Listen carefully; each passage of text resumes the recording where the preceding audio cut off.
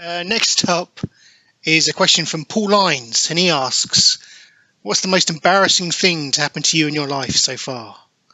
I thought this would be an excellent question to roundtable. I'm not sure if I should go first because I do have... Yeah, all of a sudden people aren't jumping in, are they? All right, I'll go.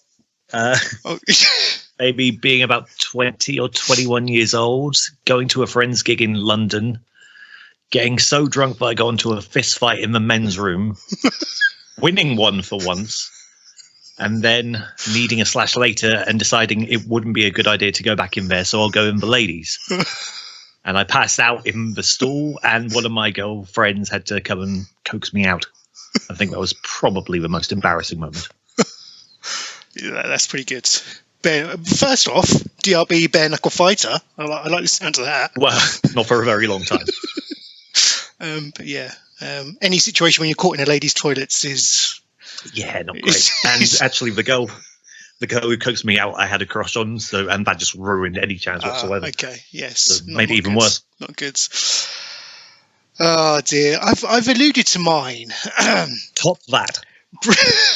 I've alluded to mine previously on Renaissance Men of Yore, to be honest, but I didn't have the balls to, because I think we've had a very similar question before. But at that point, I didn't have the balls to say it, but why not, in the spirit of sharing? Mine's toilet-based. So, yeah. So I once had an instance in the toilet where I was doing a number two, and I started to go, but once finishing, realised that the toilet was blocked. So yes, there was matter floating about. I went to flush a toilet, and there was, it wouldn't go down. So in my infinite wisdom, I thought, I don't want to suffer. I don't want to suffer the indignity of having a floating turd. Now, where was this, by the way? I'm not sure I wish to disclose this. Please tell me it was work. Please tell me it was work. I'm saying nothing. But to save my embarrassment, I thought, I know what's less embarrassing than having my poo bobbing up and down in the bowl, is to wrap toilet paper around my hands like a mummy, pick it up, and take it over to the next stall, and flush it away. Well, if there's another stall, it means it's not at home, so that's a relief. Oh dear! I'm just so glad no one walked in. Still be cradling my matter, like you're precious, like a little baby Look bird. What I just made. Look what I just made. I collect them. Yeah, that's me. Top that. That is fantastic. And again, like contextually, even though we are saying we don't know where it is, I can actually envisage where exactly that potentially happened as well. That makes it even better for me. I feel lighter, It's the weight of my chest. Yes, that's me. Were you not slightly concerned about like the potential solidness of it? Well, yes, I was. But it looked. The structural integrity of it looked sufficient enough that I would sturdy. to be able to siphon it into the other bowl. But yeah, what the hell was I thinking? I do not know. Panic ensued. Panic came over me. But yeah, that is the most embarrassing moment of my life. Probably topped by actually just sharing it with you guys, to be fair. I'll be honest, I'd have left it if it was me. I wouldn't. I mean, it's very admirable to think I don't want someone to come in here afterwards and find this, but I don't think I could have brought myself to wrapping the hands mummy style and removing it to another. And I think it would have been more that concept of going, I know what's going to happen as soon as I open this cubicle door. That's when the door comes in and a load of visitors, probably higher ups, come in and see me standing there with a turd in hand. You're assuming this was at work. I admitted nothing. I admitted nothing. Yes. That's libelous.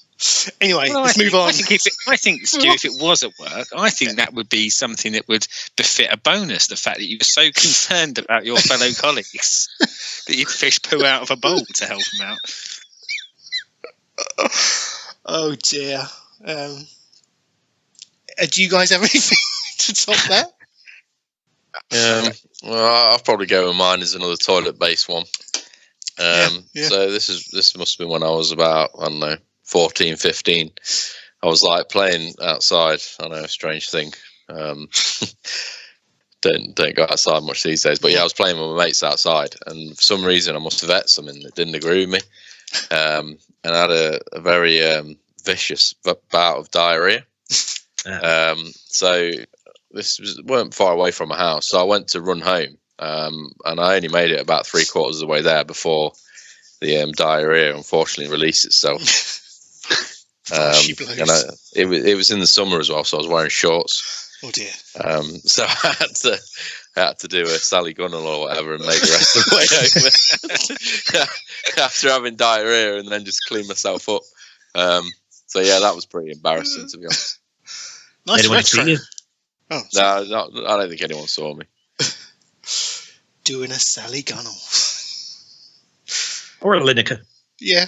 I forgot he shit on the pitch, didn't he? Yeah. Yeah, Lineker, the king of puns, saying Maradona now in the hands of God, and then trying to portray him when people are attacking him for it that he didn't mean it like that, but it was genius. Yeah. Rest in peace, Maradona. Seddon. I mean, I don't think I can top your stories. I really don't. But there is something inherently British, I guess, with the way we've gone with this, because I have two. One's a lot less underwhelming than the others, but they are just the bits that, if I ever think about moments of shame in my life, these are the two that always come to us. And of course, one of them's toilet related. And I was young. I will say I can't remember how old I was, but I was in primary school. So I guess maybe like in that sort of 7 to 9 year old range or something like that. And I was sat in class, and the teacher was talking, and I needed to wee.